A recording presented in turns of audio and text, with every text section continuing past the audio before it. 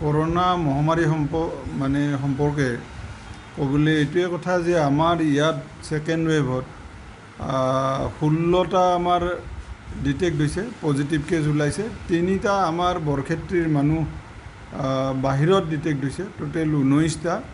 আমাৰ ইয়াত হৈছে 12টা, চৰত 3টা 15টা আৰু বাহিৰত 4টা, সব মিলি 19টা নতুনকৈ আমাৰ ছেকেণ্ড ৱেভত পজিটিভ কেছ ডিটেক্ট হৈছে।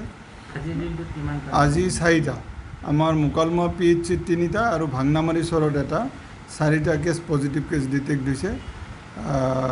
আৰু এই ক্ষেত্ৰত আমাৰ এটাই ক'বলগীয়া কথা যে আমি ভেকচিন দিবলৈ আৰম্ভ কৰিছোঁ। প্ৰায় 10,000 মানুহক আমি ভেকচিন প্ৰদান কৰিছোঁ।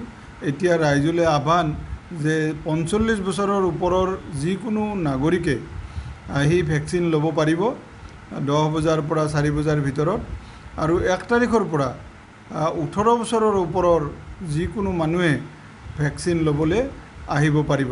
1 তাৰিখৰ পিছৰ পৰা 18 বছৰৰ পিছত, এতিয়া সদ্যহতে 45 বছৰৰ পিছত। আৰু যিহেতু কৰোনা মহামাৰী হিচাপে আমি পৰিগণিত কৰিছোঁ, কৰোনা মহামাৰীত প্ৰত্যেকেই অপ্ৰয়োজনত ঘৰৰ বাহিৰলৈ আহিব নালাগে। আৰু ঘৰৰ বাহিৰত যিকোনো প্ৰয়োজনত আহিলে মাস্ক ব্যৱহাৰ কৰিব লাগে, সঘনাই হাত ধুব লাগে, হাত চেনিটাইজ কৰিব লাগে। আৰু ঘৰৰ পৰা ওলাই অহাৰ পিছত আকৌ যেতিয়া ঘৰত সোমাব, ভালকৈ হাত ভৰি ধুই কাপোৰ তিয়াই, কাপোৰ চাৰ্ফত দি বা ধুবলৈ দি গা পা ধুইহে ঘৰত সোমাবলৈ ভাল। আৰু এই ক্ষেত্ৰত আটাইয়ে সহযোগিতা নকৰিলে এই কৰোনা মহামাৰীক আমি ৰোধ কৰিবলৈ বৰ অসম্ভৱ হৈ পৰিব।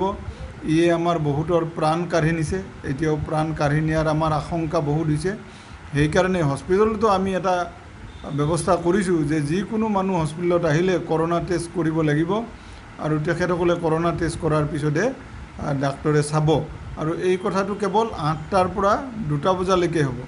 2টা বজাৰ পিছত ইমাৰ্জেঞ্চিত যিখিনি মানুহ আহিব তেখেতসকলক প্ৰয়োজন সাপেক্ষেহে ডাক্তৰে সন্দেহ কৰিলেহে কৰোনা পৰীক্ষা কৰা হ'ব, নহ'লে কিন্তু ৰেণ্ডম ভিত্তিত কৰা নহয়। কিন্তু ৰাতিপুৱা 8 বজাৰ পৰা 2 বজালৈ OPD আৱাৰ্ছত ৰেণ্ডমলি প্ৰত্যেক মানুহক যিমানবোৰ বেমাৰী আহে আটাইকে আমি কৰোনা টেষ্ট কৰিবলৈ অনুৰোধ জনাইছোঁ।